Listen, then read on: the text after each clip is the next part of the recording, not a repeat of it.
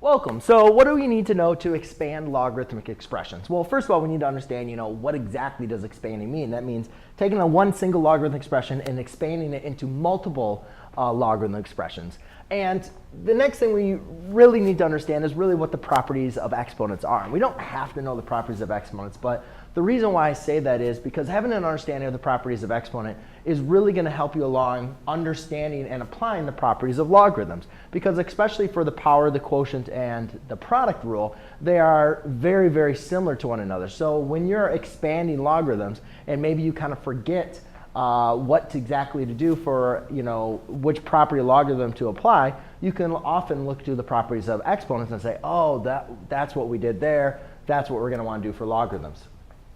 The next thing is also understanding the properties of logarithms, not just the power, the product, and the quotient, but also some of, when we have a log with the same base of what we're trying to evaluate it to, or we have the log of the base raised to the first power, or of the first power, because that's going to help us evaluate some log. Even though we're expanding, we always want to look to how can we evaluate each single logarithm, and sometimes we can evaluate them to a single number.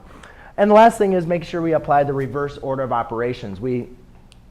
When we are expanding, we always want to undo addition and subtraction first, then undo our exponents by dropping the exponents down in front. So always kind of work in the reverse direction. We can't expand out of addition and subtraction, but we can expand out of multiplication and division. So look for that first, and then work your way to exponents and parentheses. So there you go, ladies and gentlemen. That is just kind of some 3 little tips for you to use. Or what you at least need to know when you're getting into expanding logarithmic equations or expressions. Thanks.